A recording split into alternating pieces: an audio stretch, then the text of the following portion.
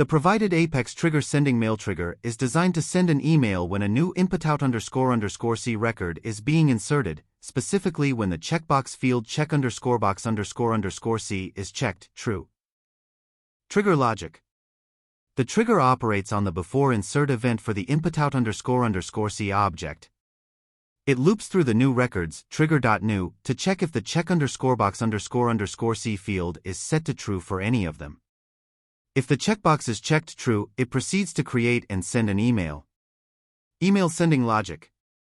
Inside the loop, a new instance of single email message named M1 is created. The email recipient's address is specified using the setToAddresses method with the address navingarentla1@gmail.com. The subject of the email is set to Accenture using the setSubject method.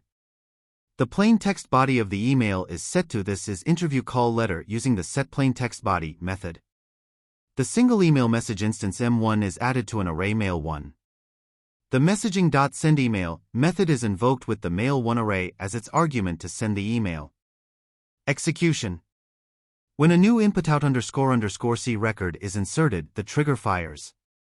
If the check_box_c field is checked true for any of the inserted records, the trigger sends an email to the specified recipient.